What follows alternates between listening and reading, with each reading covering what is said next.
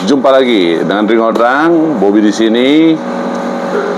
Para wine stop lovers dan pecinta minuman pasti sudah menunggu dengan pertanyaan dan jawaban. Nah, ini gue ada yang nanya kemarin di Instagram, gimana caranya ngejual wine? Ngejual wine banyak sih caranya, tapi ada 4 poin yang harus kalian mengerti dulu sebelum kalian jual wine, ya. Yang pertama itu lu mesti tahu sejarah dari wine-nya.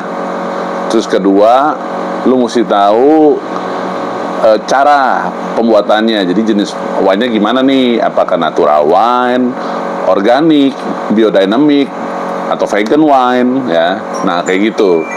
Terus yang ketiga, lu mesti tahu dulu jenis grape-nya. Nah, yang keempat, lu punya gambaran mengenai taste atau rasanya untuk lo jelasin ke customer yang akan ngebeli wine-nya. Nah itu jawaban dari gimana sih caranya jual wine. Nah, tapi yang paling penting, jualan itu nggak boleh ngebohong, karena wine itu bukan minuman yang bisa dicampur-campur. Jadi wine itu dia punya komponen flavornya itu justru dari lahan atau kebun di mana anggurnya ditanam. Nah, itu makanya pentingnya kalian tahu history. Kenapa? Karena history itu kan diambil dari tempatnya nih.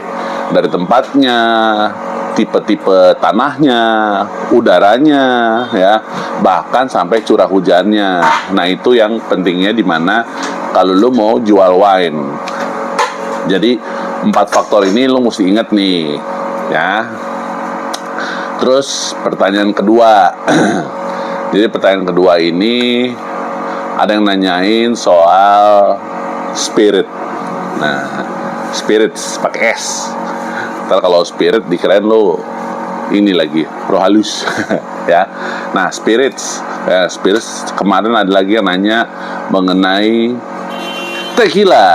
tequila yang lagi hype, namanya kelas Azul, ya. Jadi kelas Azul ini tanya ini, Om, kelas Azul itu dibagi jadi berapa sih?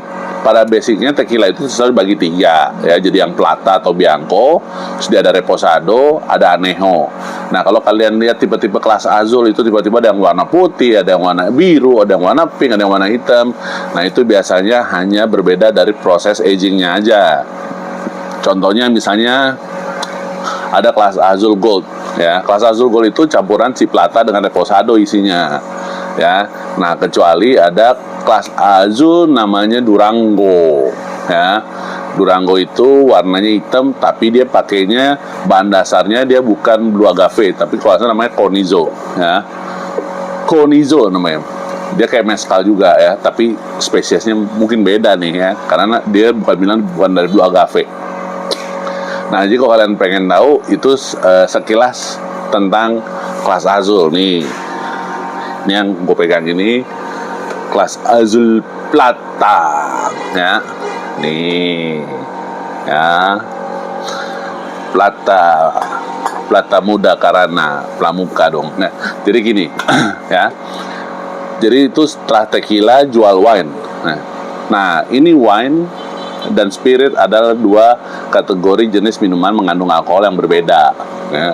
Karena ada juga yang bilang, Om, kalau misalnya beli wine terus disimpan, nggak dibuka-buka sampai 4 tahun, boleh nggak?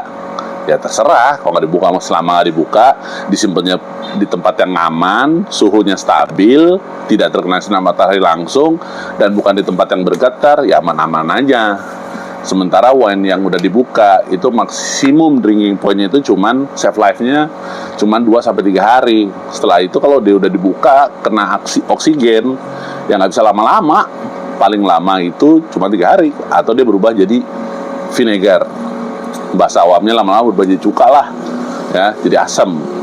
Nah, gimana dengan wine yang disimpan sampai puluhan tahun? Wine yang disimpan sampai puluhan tahun itu bisa meninggalkan sisa antara alkohol doang atau tinggal air doang.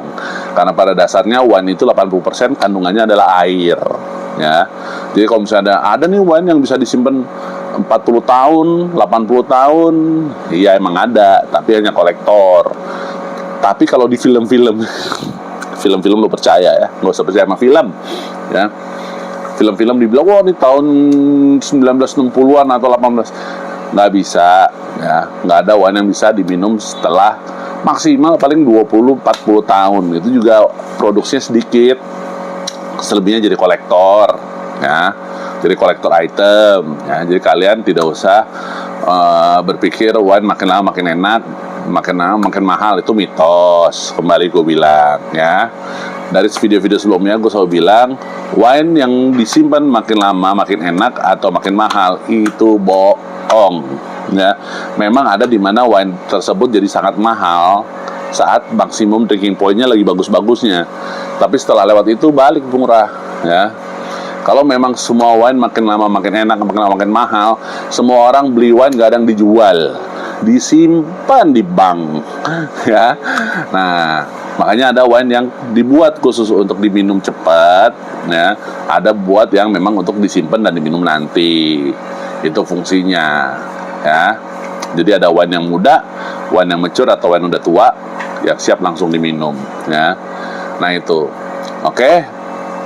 Nah ini satu lagi nih, ada yang nanya, kok ada sih whisky yang manis? Ya ada, ya.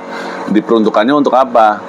Macam-macam, ya. Ada juga, ya gue nggak bisa nyebut brandnya, tapi memang dibikin manis karena fungsinya untuk minum afternoon tea, ya.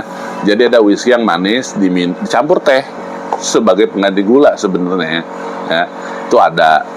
Terus ada juga yang untuk campuran koktail. Ada juga yang memang dibikin manis langsung di-serve dengan dengan es. Contohnya nih,